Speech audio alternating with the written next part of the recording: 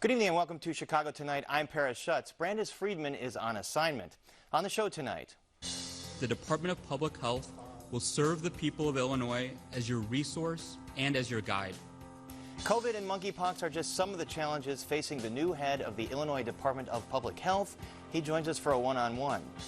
And we speak with a local Marine about helping an Afghan interpreter escape from Kabul 1 year later and the ongoing struggle in securing him a visa. Plus, photographing nature and celebrating 100 years of nature at the Morton Arboretum in DuPage County. But first, some of today's top stories. President Joe Biden officially signs the massive climate, energy, and health care bill known as the Inflation Reduction Act into law. The bill invests nearly $400 billion in clean energy while raising taxes on higher income and establishing a minimum corporate tax. It also allows the government to negotiate prescription drug prices for Medicare. It's projected to reduce the federal deficit by $300 billion over 10 years. Biden says the massive legislation is an affirmation that Washington, D.C. can still work.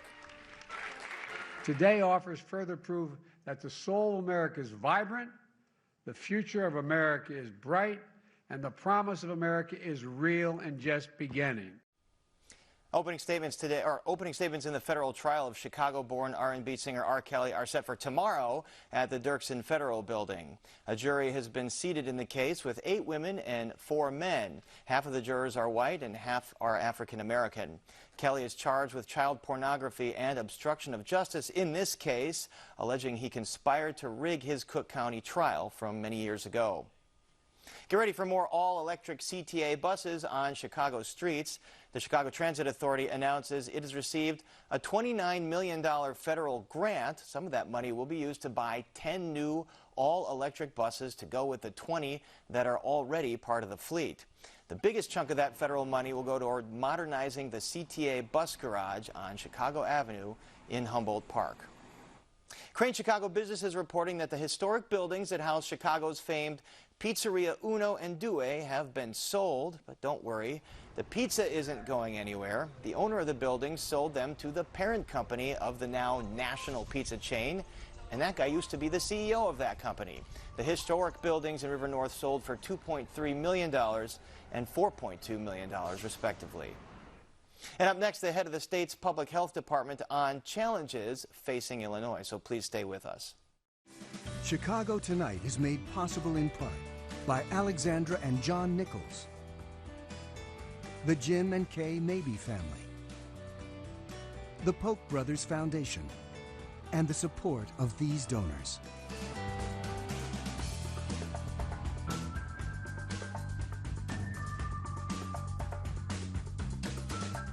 COVID-19, monkeypox, polio, those are just some of the public health challenges facing the new leader of the state's public health department.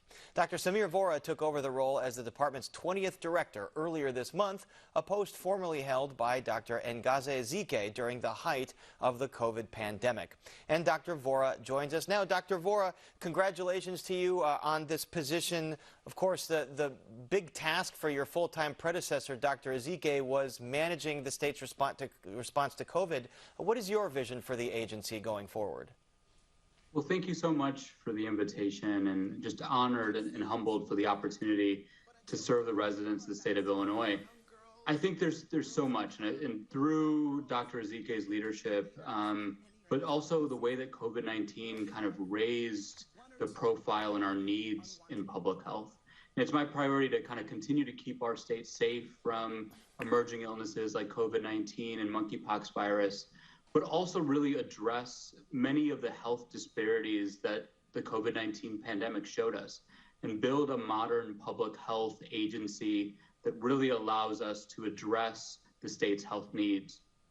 And you have a real broad array of experience. You're a pediatrician, but you also have law and public policy degrees. How do all those things influence how you might approach health policy in this state? Well, you know, I kind of sometimes joke that I do come overeducated. And so a lot of school that I think taught me about the intersections that health is really much more than what happens under the confines of a clinic or hospital. And I think it also really taught me that health and public health in general really sort of thinks through all kinds of different fields. And I think I want to bring this interdisciplinary lens of understanding our health challenges so we can move forward to think innovatively about creating the solutions that really bring our residents and make them as healthy as possible. One of the things COVID really shined a light on was the discrepancies in healthcare access for disadvantaged communities, communities of color. COVID hit those communities harder. What is your task then in taking care of these communities, given what's happened over the last few years? Yeah, I think it's very true. And I think those are some of the things that we think about of like the social and structural issues that really determine an individual's health. And we know in many of our vulnerable communities, Black and brown communities, rural communities, that they necessarily haven't had the foundation to be healthy. And so I think our real task, and this is stuff that was started through Dr. Ezike and has been a great priority for the governor, has been really thinking through how we create community-built and community-led solutions to address disparities in health. And I think we're going to really work with our community partners to figure out how to address those social issues and really think about a health in all policies type approach. And a major priority right now, of course, is the overturning of Roe v. Wade. At this point, Illinois is a sanctuary here for those seeking abortions. How is the state prepared to deal with an influx of folks that might be coming from other states to seek an abortion here? You know, I think it's been an incredible priority of this administration, and even a priority through our public health agency of really acknowledging that reproductive access and reproductive care is healthcare, and trying to sort of create the possibilities all around our health system to ensure that individuals that come to Illinois and the individuals in Illinois have access to that really critical healthcare service. Another big issue that we've talked about in the last few days, the appearance of the polio virus in wastewater testing in New York, London, Jerusalem. Should there be some wastewater testing done in Illinois, and are you worried about an outbreak here? So I'm not worried about an outbreak of polio here in Illinois. And I think I want to sort of stress to your audience is that there's one kind of case of polio in a community in New York that had very low vaccination rates. We're very lucky here in Illinois to have those in kindergarten or under 96% vaccination rates of polio. But I think it's also a reminder for those that aren't vaccinated for polio to go out and get your vaccine, because it's something critical for all of us to protect our health. And of course, we talk about polio, we talk about monkeypox, but COVID-19 is still very much a thing. The BA.5 variant has ripped through the entire country, although it seems to have been a little more under the radar. Are treatment and vaccine options to the point now where we're not seeing the level of hospitalization and death that we might have seen in previous spikes? I think that's very true. And I think even with the CDC guidance that came out last week, is an understanding that we do have so many available tools at our disposal to limit the risk of COVID-19. I think I want to be clear to say that COVID-19 is still something that's serious that we should be mindful for, and that no tool is better than vaccination to prevent the severe outcomes of COVID-19. But I think it's an acknowledgement that those tools are critical and important, and for people to do everything in their power to access both the vaccine first and foremost as a prevention and those different types of treatments and therapeutics that can prevent the worst outcomes of COVID-19. So would you say it's unlikely to see the kinds of shutdowns or mitigations that we saw during the height of COVID-19 given those things?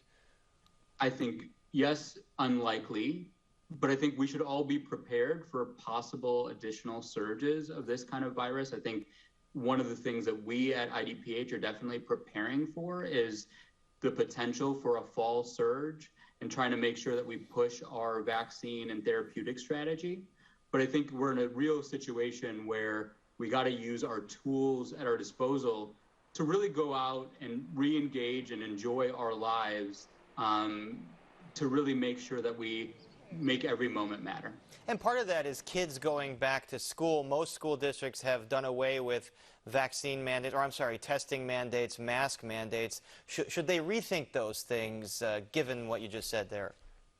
I think that as the CDC guidance came out last week, they're kind of moving away from quarantining. They're moving away from the test to stay strategy. But I think partly the thing that I would sort of encourage all schools to think about is that when there are moments of community high risk, to make sure that they do the recommendation of masking indoors to sort of prevent spread. And then I think in other elements of kind of bigger events or individuals that might have real close contact, there's still a role, and a really important role, for testing, but understanding and acknowledging, I think, based on those CDC guidelines, that Illinois is also adopting a move away from quarantining and a moving away from test to stay. But if you're sick or showing symptoms, it's still really critical to isolate and be away from school. All right, that's sage advice going into the fall and the school season, obviously from a pediatrician and the new head of the Illinois Department of Public Health, Dr. Samir Vora. Thank you so much for joining us. Appreciate it. Yeah, thank you so much for the invitation. And up next, reflections on the war in Afghanistan and the bond between a local Marine and his interpreter. So please stay with us.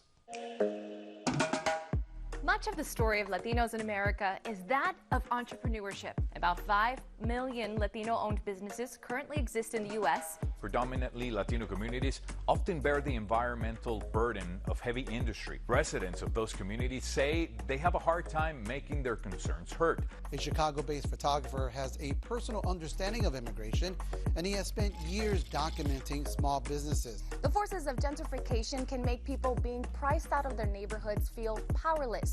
But the founders of Lolita's Bodega say residents have more power than they think.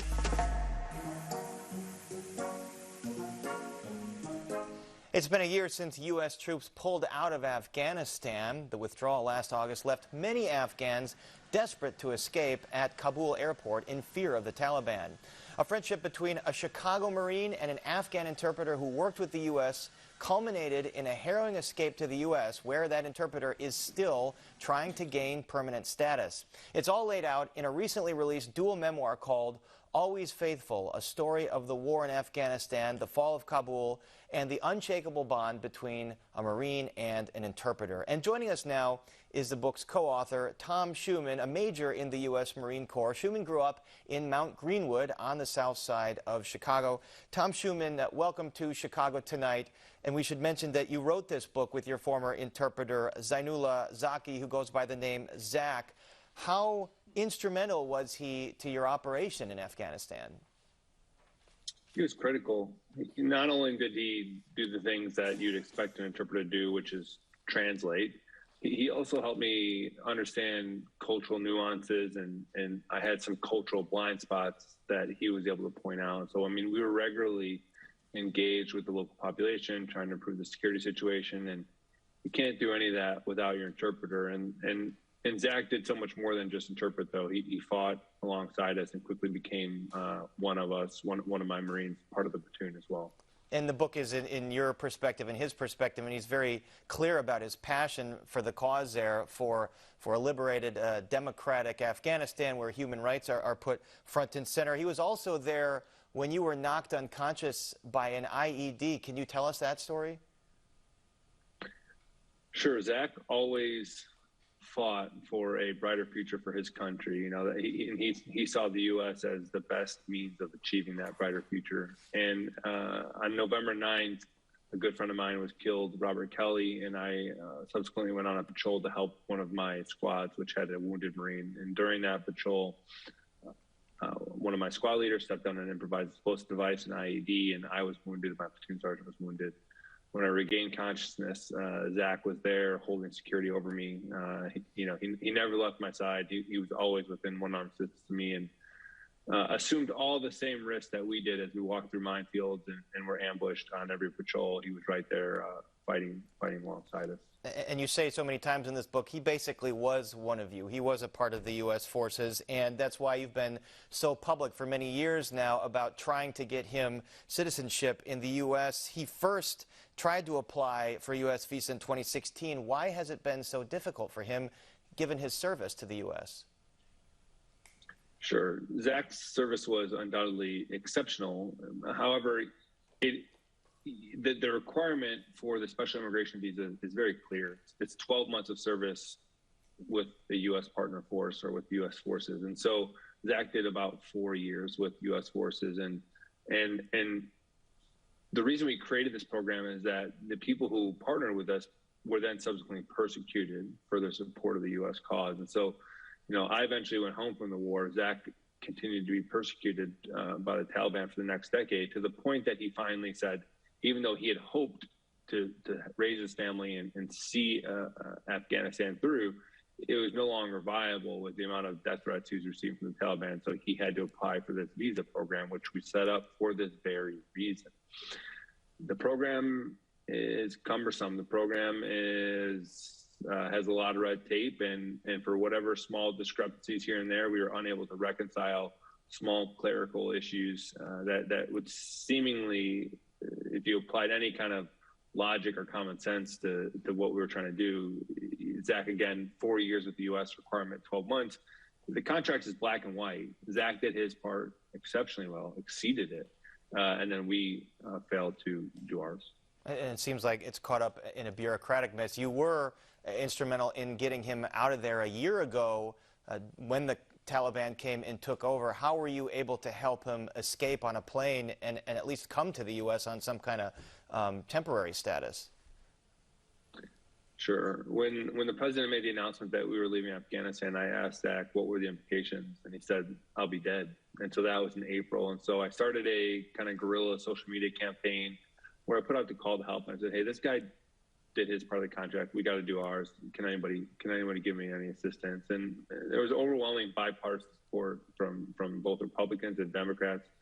Senator Durbin, Senator Duckworth both threw their weight behind his cause and championed him. And the media was very supportive. But despite all this advocacy, we were never able to advance his actual application. So what it resulted in is 3 attempts to escape at the airport. The first 2 all 3 actually very harrowing.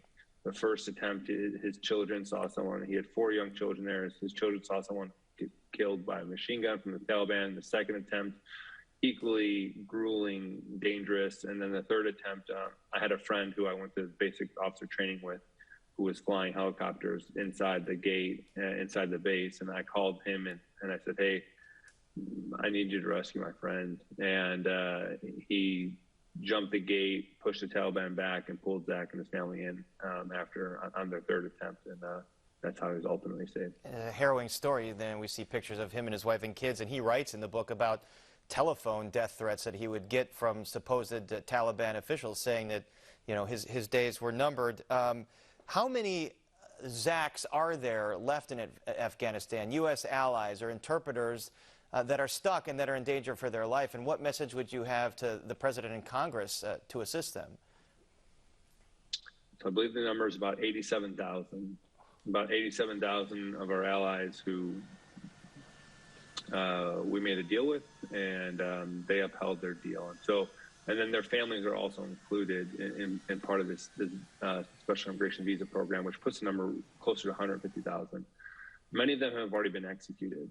Many of them will be executed. And I am not going to offer any messages to the President or Congress, as I'm still an active duty Marine.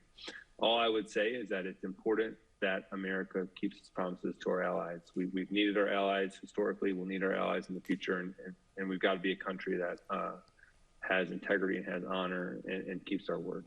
It's certainly tragic that so many have been executed. So he is here now without permanent legal status. What's his timeline and what's his window for getting granted something before he gets deported? He's on his final appeal for the visa program. and he has less than 12 months here before he'll be deported. And what prospects does he have? I mean, what efforts are being undertaken right now? There's an appeal, and we've provided supplementary paperwork time and again to his package specifically. We're not really sure. It's very opaque. You can't see behind the wall. We're not very sure as to why his last package was denied, and so we've added as much supplementary paperwork as we can, and we've filed that appeal. And so, if he gets sent back, he did an interview with George Stephanopoulos, and he said what's going to happen, and Zach said one word: dead. And so we've got to get this figured out. We've got to get this worked out, because there's no way to treat someone who is more American and fought for this country than many Americans. So. All right, certainly a very important case and a very public case as you've made it for the last several years, and now you have this very well-written book together from both of your points of view. And we thank you, Major Tom Schuman, for joining us tonight, and welcome back home to Chicago. Thanks for having me. And again, the book is called Always Faithful, A Story of the War in Afghanistan, the Fall of Kabul, and the Unshakable Bond Between a Marine and an Interpreter. And you can read an excerpt on our website. And up next, reflecting on 100 years of growth at the Morton Arboretum. But first, we take a look at the weather.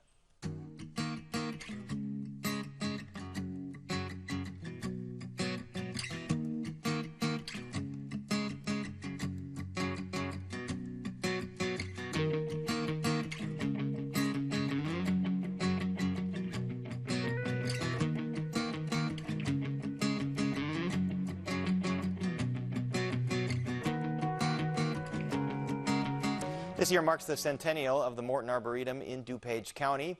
50 years before it was established, the founder's father started Arbor Day. You might say trees run in the family tree. Producer Mark Vitale visited the 1,700-acre public garden for a bit of history and to meet a photographer who has explored the place since his first visit in the 1960s. It's a lot of things to a lot of people. Trees and nature have so many benefits. They're restorative, they're rejuvenating, and so just the experience of being at the Arboretum is meaningful for so many people. It's a place that I can relax and really just feel one with nature, I suppose. It might be just watching a little bird for a while or stopping to look at the dew on a little flower. The Arboretum has been growing in DuPage County for 100 years. It was started by a man named Joy. Mr. Joy Morton founded the Morton Arboretum. He was president of Morton Salt Company in Chicago, and he lived and worked in the city, and he actually came from a family that valued and planted trees, and so he had a vision of an arboretum. He originally founded the Arboretum on 175 acres here, and it's grown to be the 1,700-acre Arboretum you see today. The Arboretum is celebrating its centennial in different ways. We're planting 3,000 trees throughout the Chicago region. We've been offering history hikes and hikes to 100-year-old trees. And additionally, we published a book, A Magnificent Garden of Trees, celebrating 100 years of the Morton Arboretum. A second book has also been published. It features decades of pictures by a photographer who has been visiting in all seasons for more than 50 years. He shared his approach to photography. It is very intuitive. It is really based on feelings. I'm trying not to logically say, how do I compose a picture in this spot, but rather I'm trying to feel intuitively what's important at this spot, and can I somehow distill that into my picture. And there are currently 8 monumental sculptures on the grounds by South African artist Daniel Popper. The works suggest the connections between humanity and the natural world. Beyond all the artwork, natural and man-made, the Arboretum is a living laboratory working toward a greener tomorrow. From the very beginning, science was part of the purpose for the Arboretum site. And what some people may not realize or know is that the Arboretum's more than 30 scientists are working throughout the grounds and in laboratories studying trees and plants in order to help them thrive in the century to come. One prominent example is a vast prairie that was restored beginning in 1962 and has since become the model for other prairie restorations. There's plants from all over the world, more than 220,000 different types of plants. There's 16 miles of trails and 9 miles of roads. So there's plenty of places for walking, exploration, enjoying trees throughout the Arboretum. It is a meditative place. It's natural to be meditating when you're here. And we are restored by being outside, being with nature, being with trees. The trees here are so wonderful that they become like my friends. For Chicago Tonight, this is Mark Vitale. Certainly a peaceful place, especially in the fall with those beautiful colors. And the Morton Arboretum is located in Lisle, about 30 miles west of Chicago. Next month, they're set to open a grand garden on a 2-acre site near the Visitor Center. There's more information on our website. And we're back to wrap things up right after this. Chicago Tonight is made possible in part by Alexandra and John Nichols, the Jim and Kay Mabee family, the Polk Brothers Foundation, and the support of these donors.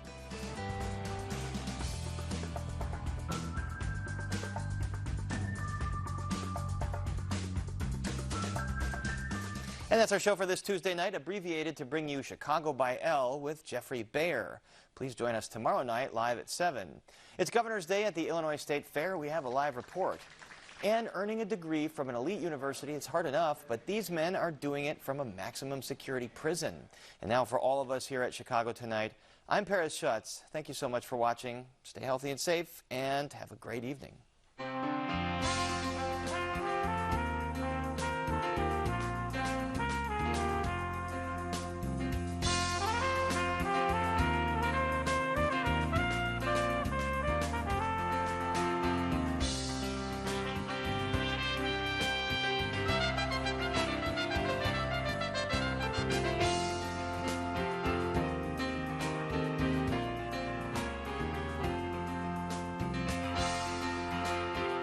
Closed captioning is made possible by Robert A. Clifford and Clifford Law Offices, a Chicago personal injury and wrongful death firm, and proud sponsor of programming that offers advice and strategies to